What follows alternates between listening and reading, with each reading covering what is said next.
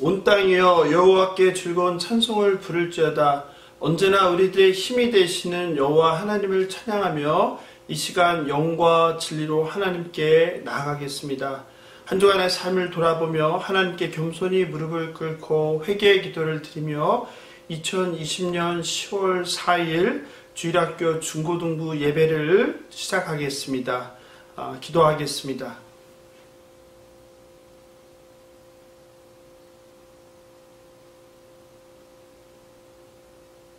바로 사도신경으로 우리의 신앙을 고백하겠습니다. 사도신경은 새로 번역된 사도신경을 사용하겠습니다. 자막을 참고해 주시면 좋겠습니다. 나는 전능하신 아버지 하나님 천지의 창조주를 믿습니다. 나는 그의 유일하신 아들 우리 주 예수 그리스도를 믿습니다. 그는 성령으로 잉태되어 동정녀 마리아에게 나시고 본디오 빌라도에게 고난을 받아 십자가에 못 박혀 죽으시고 장사된 지 사흘 만에 죽은 자 가운데서 다시 살아나셨으며 하늘에 오르시어 전능하신 아버지 하나님 우편에 앉아 계시다가 거기로부터 살아있는 자와 죽은 자를 심판하러 오십니다. 나는 성령을 믿으며 거룩한 공교회와 성도의 교제와 죄를 용서받는 것과 몸의 부활과 영생을 믿습니다. 아멘. 찬송가 28장 복의 근원 강림하사를 1절 3절 함께 부르겠습니다. 복의 근원 강림하사 찬송하게 하소서. 한량 없이 자비하심 증량할 길 없도다. 천사들의 찬송가로 나를 가르치소서. 구속하신 그 사랑을 항상 찬송합니다. 주의 귀한 은혜 받고 일생 빚진 자 되는 주의 은혜 사슬대사 나를 주께 매소서. 우리 마음은 연약하여 범죄하기 쉬우니 하나님이 받으시고 전국인을 치소서. 아멘. 이 시간 오늘 하나님께서 주실 말씀과 오늘 예배를 위해서 함께 기도하겠습니다.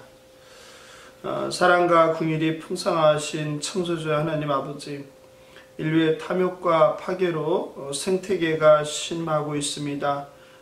코로나19 전염병의 창궐로 2020년 시간들이 어떻게 가는지 모르겠습니다. 여전히 치료제와 백신이 개발되지 않아서 모든 인류가 질병으로 인한 두려움과 그로 인한 경제적인 어려움으로 신음하고 있습니다. 주여 이 땅을 고쳐주시옵소서. 자비와 긍휼을 베풀어 주셔서 우리 모두에게 그 치료제와 백신을 주셔서 잃어버렸던 일상을 회복할 수 있기를 아버지 소망하오니 도와주시옵소서.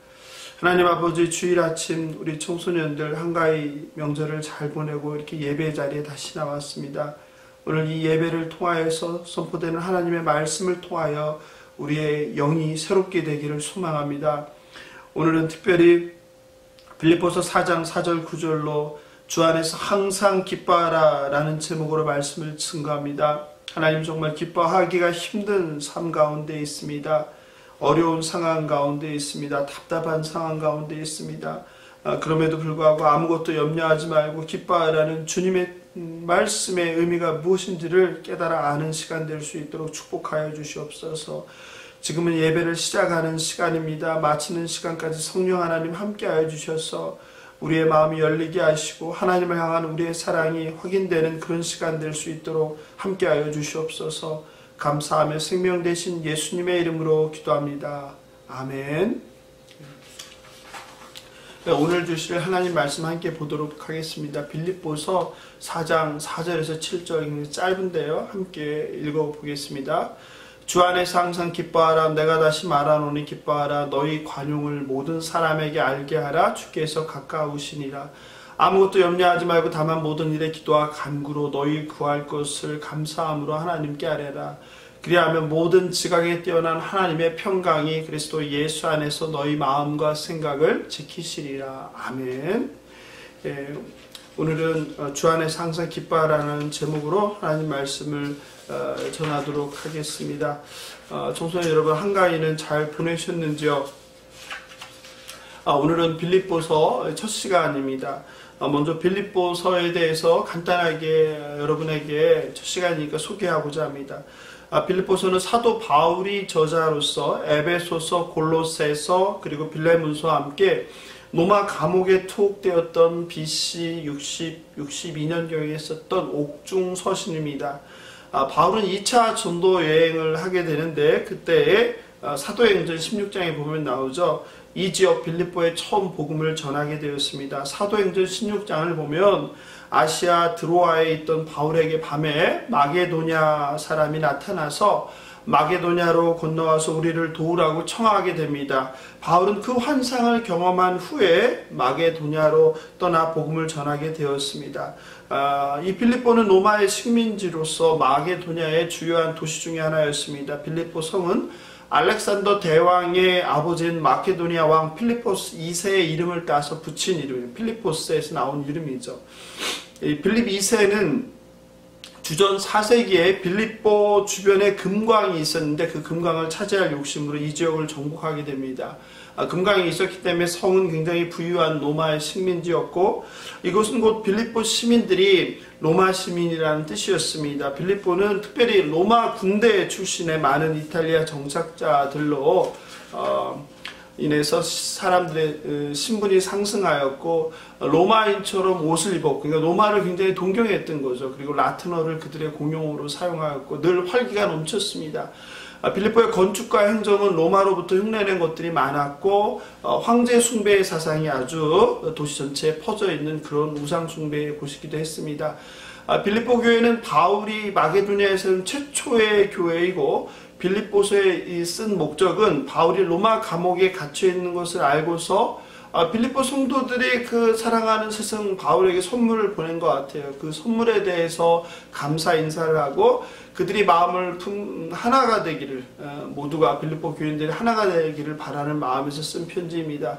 빌립보서의 특징이라고 할 수 있는 것은 특별하게 뭐냐면 구약 성경의 인용이 전혀 없습니다. 이것은 빌립보 지역에 유대인들이 거의 없고 로마의 식민지였다는 점 때문이 아닐까 생각합니다. 빌립보서는 사도 바울의 빌립보 교인들에 대한 특별한 사랑이 아주 여기저기 묻어있는 그래서 빌립보 교인들을 향한 사랑의 편지라고도 우리가 말할 수 있겠습니다. 오늘 본문은 여러분도 아마 굉장히 익숙한 본문이죠. 빌립보서에서 가장 유명하고 또 저와 여러분 포함한 모든 기독교인들이 암송하고 좋아하는 본문입니다. 우리들은 매일 삶에서 내일의 걱정과 염려 그리고 두려움에 사로잡힐 때가 많습니다.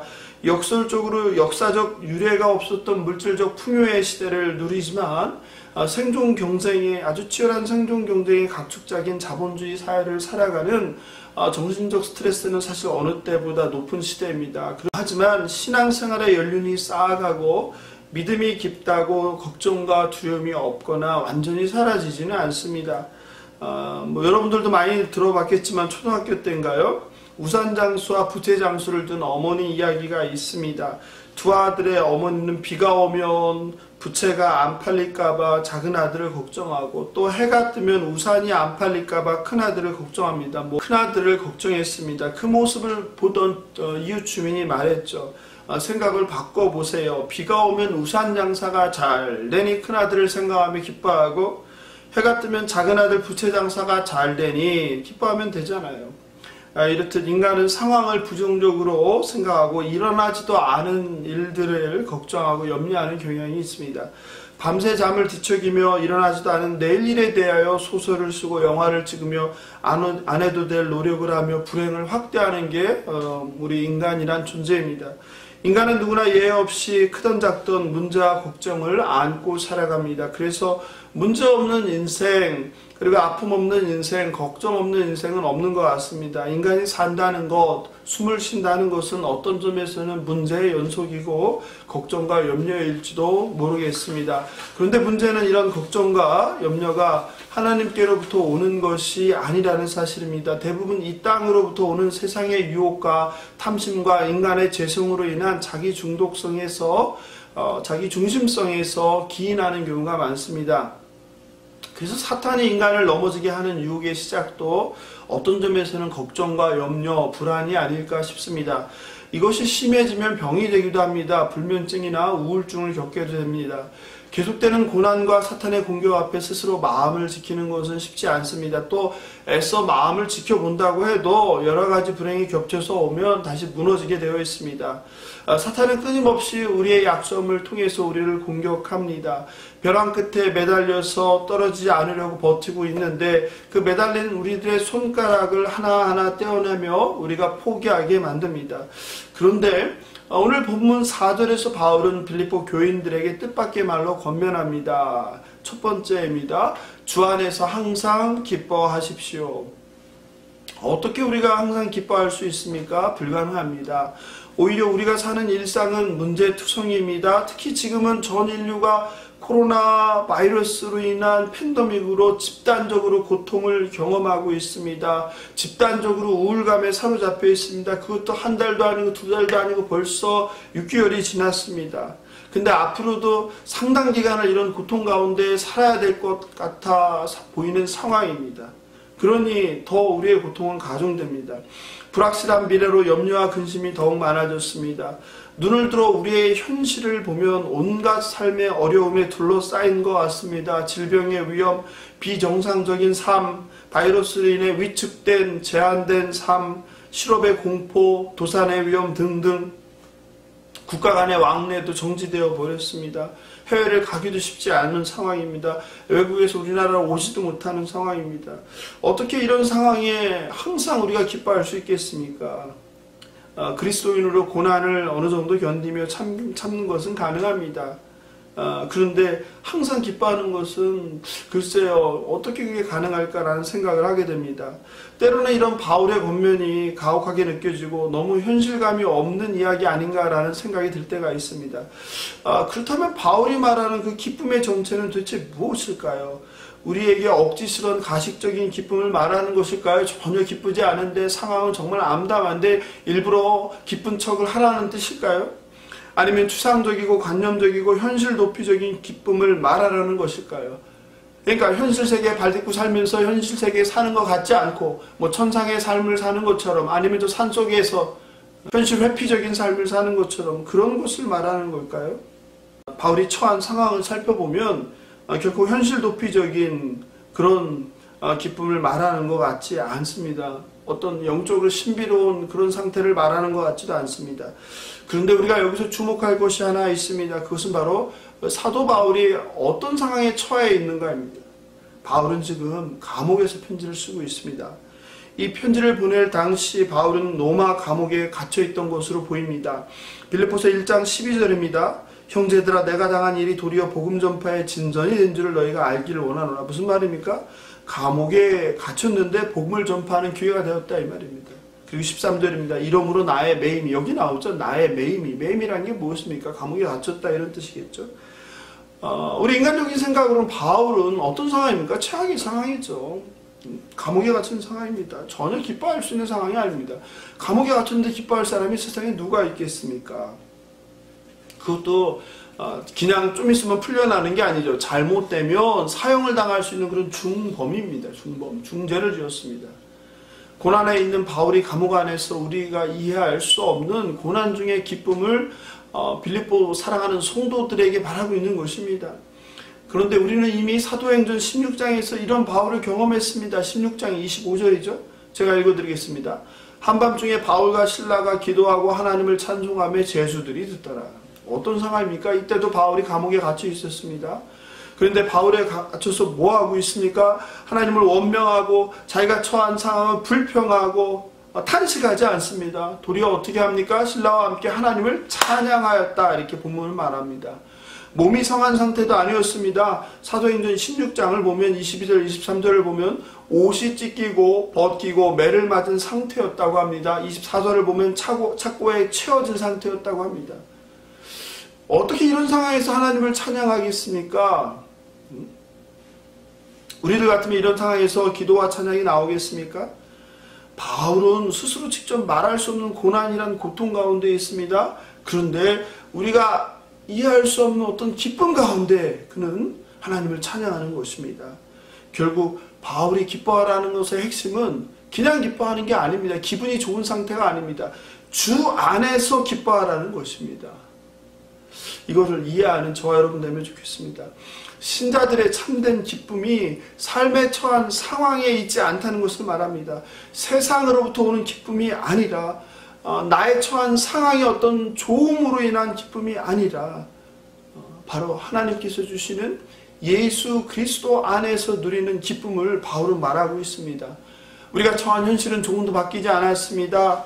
우리가 갖고 있는 문제들은 조금도 해결되지 않았습니다. 삶의 어려움은 여전합니다. 삶의 필요는 여전히 많습니다. 가난합니다. 공궁합니다. 그러나 그 상황 속에서, 앞이 보이지 않는 상황 속에서, 좌우가 막힌 상황 속에서 오직 하늘을 바라보며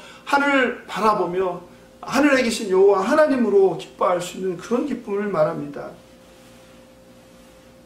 참된 기쁨은 바로 이렇게 우리가 처한 상황의 어떤 좋음으로 인해서, 풍족함으로 인해서, 내가 아쉬운 것이 하나도 없는 상황으로 인해서 기뻐하는 것이 아니라, 내가 비록 처한 상황은 답답하지만, 그리고 어렵지만, 그럼에도 불구하고 우리 안에 계시는 성령 하나님으로, 예수 그리스도로, 구원을 주시는 하나님으로 인해서 기뻐하는 기쁨을 의미합니다. 나로 인함도 아니고 내가 처한 상황의 변화로 인함이 아닙니다. 오직 나를 사랑하사 나를 위하여 자기 자신을 버리신, 자기 몸을 내어주신 예수 그리스도로 기뻐하는 것이 신앙인의, 우리 기독교인의 참된 기쁨임을 믿으시기 바랍니다. 상황에 따라 변하는 기쁨이 아니라, 잠깐 찾아왔다가 사라지는 그런 기쁨이 아니라, 오직 생명이신 예수 그리스도로부터 오는 그 영원한 기쁨을 누리는 저와 여러분 되길 예수님의 이름으로 축복하며 기도합니다. 둘째, 오늘 본문을 통해서 바울은 아무것도 염려하지 말고 감사함으로 기도하라고 말하고 있습니다. 6절입니다. 함께 읽어보겠습니다. 아무것도 염려하지 말고 다만 모든 일에 기도와 간구하고 너희 구할 것을 감사함으로 하나님께 아뢰라. 염려라는 것은 불안하고 괴롭히는 근심, 특히 자신이 통제할 수 없는 것들에 대한 부당한 걱정이라는 뜻입니다. 사실 빌립보 교인들은 염려와 걱정이 가득한 상황에 있습니다. 바울은 감옥에 갇혀 있고 교인들은 박해의 위협을 받고 있기 때문입니다. 바울은 이런 상황에서 절망하지 말고 하나님께 나아가 기도하라고 말합니다. 그런데 그냥 기도가 아니라 감사함으로 아뢰라고 말하고 있습니다. 사실은 예수님께서도 마태복음 6장 31절 34절에서 염려와 기도에 대해서 이미 말씀하셨습니다. 함께 읽어보겠습니다. 그러므로 염려하여 이르기를 무엇을 먹을까, 무엇을 마실까, 무엇을 입을까 하지 말라. 이는 다 이방인들이 구하는 것이라. 너희 하늘 아버지께서 이 모든 것이 너에게 있어야 할 줄을 아시느니라. 그런즉 너희는 먼저 그의 나라와 그의 일을 구하라. 그리하면 이 모든 것을 너희에게 더하시리라. 그러므로 내일 일을 위하여 염려하지 말라. 내일 일은 내일이 염려할 것이요 한날의 괴로움은 그날로 족하니라. 아멘. 하나님 아버지께서는 이미 자녀들의 필요를 알고 계십니다. 우리들이 해야 할 일은 염려하거나 걱정하는 것이 아닙니다. 내일 일은 내일이 염려하게 하라고 말씀하십니다. 저와 여러분이 해야 되는 일은 먼저 아버지의 나라와 아버지의 의를 구하는 것입니다. 그러면 하나님께서 모든 것을 더해 주십니다. 그렇습니다. 참된 기도는 우리의 필요와 그리고 문제들을 넘어서 하나님에 대해 깊은 감사를 드리는 것입니다. 하나님의 나라와 하나님의 공의가 이 땅, 이 세상 가운데 충만하기를 함께 기도하는 것입니다. 우리가 모든 세상 근심과 염려를 다 주님께 맡기고 주님께 그저 나아가서 겸손하고 감사함으로 내가 지금 뭐가 필요해요? 내가 뭐 잘되게 해주세요. 이런 것을 기도하는 것이 아니라 하나님 만드신 이 세상 가운데 하나님의 정의가, 하나님의 의가 구현될 수 있도록 기도하는 것, 그것이 참된 기도입니다. 요한복음 14장 18절입니다. 내가 너희를 고아와 같이 버려두지 아니하고 너희에게로 오리라. 무슨 말씀입니까? 이미 본문에서 말씀한 것처럼 너희가 먼저 하나님의 나라와 하나님의 의를 구할 때 내가 너희들의 필요를 다 알아서 채워준다, 이 말씀이죠. 그러므로 너희들은 염려하지 말라. 다만 뭐예요? 감사함으로 하나님께 아뢰라, 이 말이죠. 하나님께서는 저와 여러분을 고아와 같이 버리지 않으십니다. 우리의 모든 것을 아시고 우리의 머리털까지 다 세시는 분이시죠. 우리의 마음을 감찰하시는 분이시죠. 그분께서 우리를 친히 돌봐주신다는 것입니다. 이런 주님의 놀라운 약속의 말씀을 붙들고 나아가는, 기도의 자리로 나아가는, 그래서 감사함으로 하나님께 모든 것을 아뢰는 저와 여러분 되길 예수님의 이름으로 축복하며 기도합니다. 아멘. 마지막으로 기도 응답은 문제 해결이 아니라 우리를 향하신 하나님의 뜻을 깨닫고 평안을 얻는 것입니다. 흥미로운 것은 6절에서 바울은 아무것도 염려하지 말고 다만 모든 일에 기도와 간구로 너희 구할 것을 감사함으로 하나님께 아뢰라고 합니다. 그런데 7절이 되게 재밌어요. 그렇게 하면 기도하면 모든 지각에 뛰어난 하나님의 평강이 그리스도 예수 안에서 너희 마음과 생각을 지키시리라, 이렇게 대답하세요. 어떠세요? 동문서답이죠. 우리의 구할 것을 하나님께 아뢰면 어떤 대답이 와야 돼요? 그러면 네가 구하는 것을 모두 응답하겠다. 네가 구하는 문제를 해결해 주겠다. 네가 어려움에 처한 것을 해결해 주겠다. 이런 거 아니겠어요? 그런데 엉뚱하게 그렇게 나와서 하나님께 모든 것을 아뢰면 하나님의 평강이 그리스도 예수 안에서 너희 마음과 생각을 지켜준다는 거예요. 바울은 하나님께서 네가 구하는 것을 응답해서 문제를 해결해주고 필요한 것을 주겠다고 이야기하지 않고 네가 하나님께 감사함으로 모든 것을 아뢰면, 염려하지 말고 아뢰면 하나님의 평강이 너희 마음과 생각을 지킨다고 말씀하세요. 여기서 지켜준다는 프루레인이라고 하는데 군사적 용어로서 보초를 서는 군인들을 묘사한 말입니다. 다시 말해서 하나님의 평강은 군인들의 수비대처럼 우리의 생각과 감정을 아주 완벽하게 철저하게 지켜준다는 그런 뜻이죠. 왜 바울은 로마의 핍박 속에서 신음하는 빌립보 교인들에게 너희 구할 것을 하나님께 아뢰라고 하고 그러면 하나님께서 그 구하는 것을 주신다고 하는 것이 아니라 하나님의 평강이 너희 마음과 생각을 지킨다고 하셨을까요? 모든 불행한 그리고 또 사건과 사고의 시작은 사실 이렇게 엄밀하게 우리가 살펴보면 염려와 걱정에서 시작되는 경우가 많습니다. 염려와 걱정은 우리가 잠을 이루지 못하게 하고 결국 몸과 마음을 다 상하게 하고 영적으로도 병들게 합니다. 염려와 걱정은 하나님의 지혜나 주권, 능력을 신뢰하지 않는다는 것을 뜻합니다. 염려한다는 것은 자신의 통제력으로 자기 뜻대로 문제를 해결하거나 상황을 변화시킬 수 없는 데서 오는 것입니다. 그렇지 않아요? 내가 내 노력으로, 내 능력으로 문제를 해결할 수 있으면 여러분 염려가 됩니까? 걱정이 됩니까? 걱정이 안 되죠. 내가 문제를 해결할 수 있으면 염려나 걱정은 사라져요. 즉 염려한다는 거, 걱정한다는 것은 내 능력으로, 내가 가진 것으로 문제를 해결할 수 없을 때 오는 거예요. 즉 염려한다는 것은 자신의 통제력으로 어떤 문제나 상황을 바꿀 수 없다는 데서 오는 거예요. 즉 자신이 주인이 되려고 하는데 그렇게 되지 않을 때 생기는 겁니다. 그러므로 염려한다는 것은 자신의 내일의 결정권을 가지려는 거예요. 그러므로 하나님의 말씀처럼 내일 일을 내일이 염려하도록 맡기고 모든 것을 주님께 의탁할 때, 그리고 주의 도우심과 자비를 구할 때 이런 염려가 사라질 수 있다는 것입니다. 그러나 안타깝게도 우리가 날마다의 삶 속에서 마주하는 현실과 또 많은 의사결정들, 또 선택들, 이런 것들은 이렇게 말처럼 간단치가 않습니다. 그죠? 베드로전서 5장 7절은 말합니다. 너희 염려를 다 주께 맡기라. 이는 그가 너희를 돌보심이라. 8절 근신하라 깨어라. 너희 대적 마귀가 우는 사자같이 두루다니며 삼킬 자를 찾나니. 이렇게 말합니다. 우리들은 믿음으로 어떤 고난과 역경을 이겨내려고 몸부림칩니다. 그렇죠? 그런데 문제는 무엇입니까? 사탄이 가만히 우리를 내버려 두지 않는다는 거예요. 사탄은 하나님의 자녀인 우리들이 힘든 싸움을 할 때 가만히 있지 않고 우리의 약점을 너무나 잘 알기에 비수와 창으로 우리의 약점을 끊임없이 공격하여 넘어뜨리려고 합니다. 또 고통과 문제의 원인은 사탄이 아닌 우리의 욕심과 잘못으로 인한 것일 수도 있습니다. 그러나 그 후에 벌어지는 전방위적인 공격들은 사탄이 영적인 배후에 있을 수 있다는 것을 우리는 분별해야 합니다.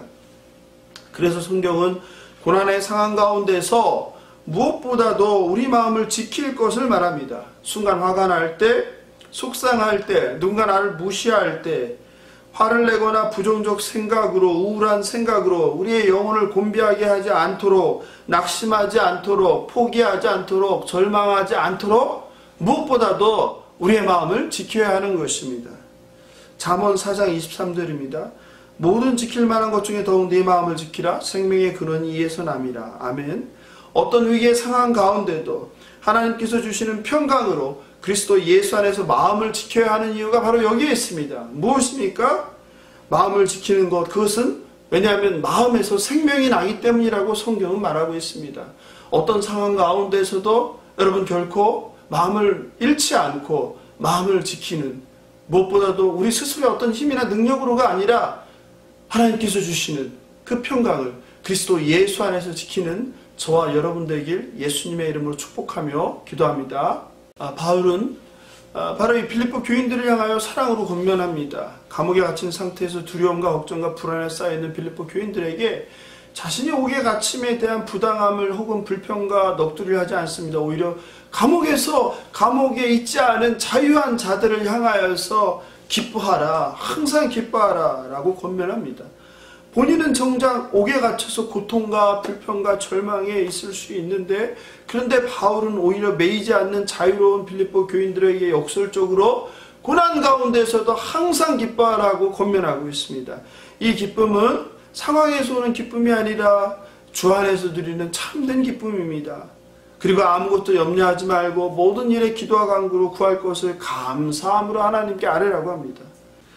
마지막으로 우리 신앙의 본질을 말합니다. 기독교는 결코 문제 해결의 종교가 아닙니다. 우리의 기도가 다른 이방 종교와 무엇이 다른지를 말해주고 있습니다. 간구한 것, 필요를 요구한 것이 응답받아서 기뻐하는 것이 아니라 주 안에서 하나님의 참된 뜻을 깨닫는 것이 바로 기도의 응답입니다. 그리고 하나님의 평강이 그리스도 예수 안에서 우리들의 마음과 생각을 지켜줍니다.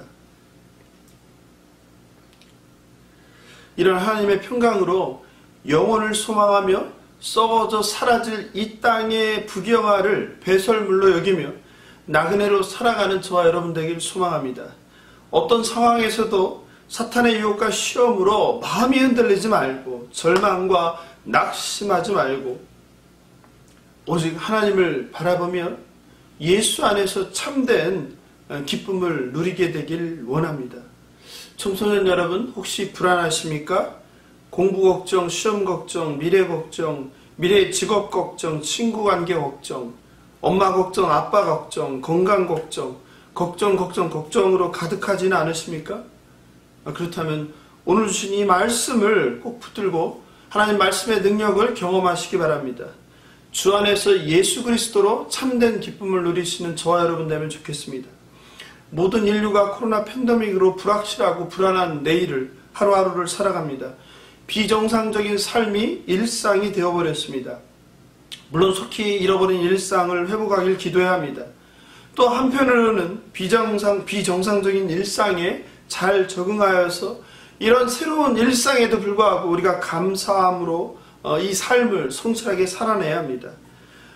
그러나 오늘 말씀처럼 내일 일은 내일이 염려하게 하고 실타래처럼 얽혀서 풀려고 내 스스로 애쓰면 애쓸수록 점점 뒤엉켜버리는 현실의 문제를 바라보지 말고 그 문제 넘어서 일하시는 여호와 하나님을 바라보고 여호와 하나님을 신뢰하며 모든 지각에 뛰어난 하나님의 그 자비와 긍휼을 구하는 저와 여러분 되길 예수님의 이름으로 축복하며 기도합니다.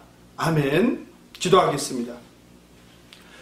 우주 만물을 창조하시고 역사를 주관하시는 창조자 하나님 아버지, 감사합니다. 오늘도 저희들을 예배의 자리를 인도하여 주시고 하나님의 말씀을 통하여 우리를 새롭게 하여 주시니 감사합니다. 상한 갈대를 꺾지 않으시고 꺼져가는 심지도 꺾지 않으시며 끄지 않으시며 피조물의 작은 신음에도 응답하시는 신실하신 하나님 아버지, 모든 존귀와 영광과 찬양을 받아주옵소서.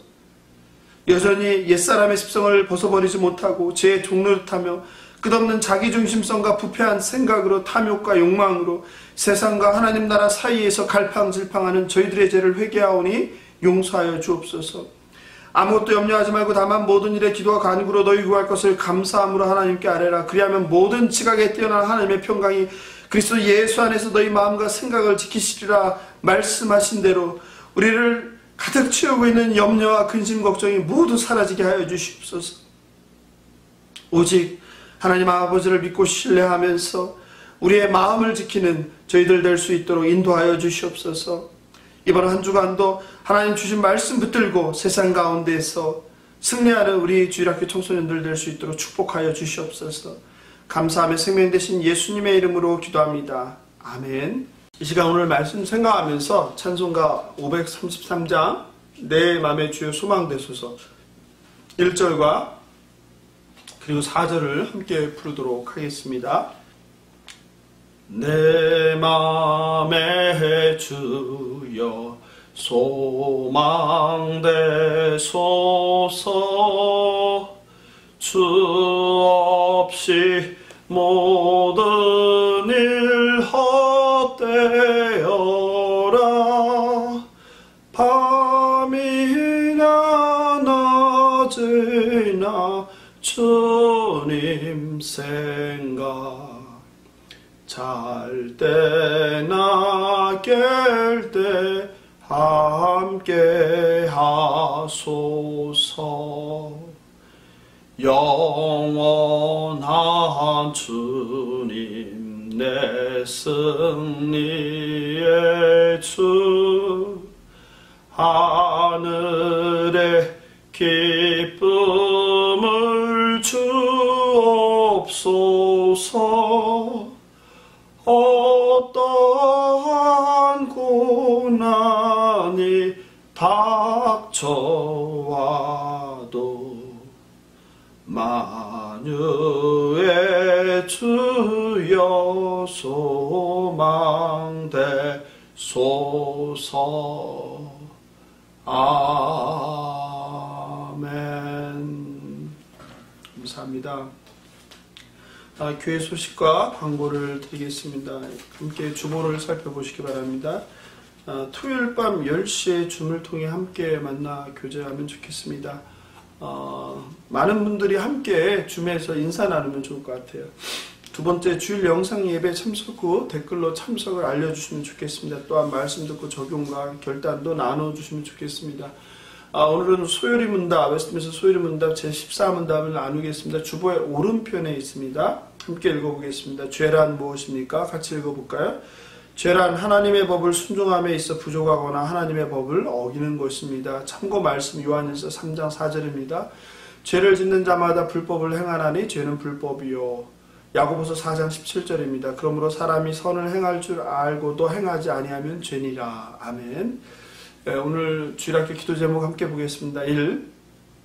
청소년들이 주일 오전 가정에서 영상 예배 영과 진리로 참석하게 하옵소서. 2번. 걱정, 근심, 불안이 가득한 상황에서 눈을 들어 하나님께 간구하게 하옵소서. 3번. 아무것도 염려하지 말고 하나님 나라와 그의 의를 구하는 저희들 되게 하옵소서. 4번. 수능과 2학기 중간고사를 준비하는 학생들에게 지혜와 명철과 집중력과 건강을 허락해 주옵소서. 네, 이상과 같은 기도 제목으로 여러분들 가정에서 기도하시면 좋겠습니다. 또 매일 성경 큐티도 매일 조금씩 꾸준하게 해나가면 좋겠습니다. 이제 축도함으로 10월 4일 청소년 주일학교 예배를 마치도록 하겠습니다. 한 주간도 오늘 말씀 붙들고 여러분들 아무 염려하지 말고 오직 하나님께 기도와 간구하는 여러분 되면 좋겠습니다. 축도하겠습니다. 여호와는 내게 복을 주시고 너를 지키시기를 원하며 여호와는 그의 얼굴을 내게 비추사 은혜 베푸시기를 원하며 여호와는 그 얼굴을 내게로 향하여 드사 평강 주시기를 원하노라. 아멘. 네, 감사합니다. 한 주간도 말씀으로 승리하십시오. 감사합니다.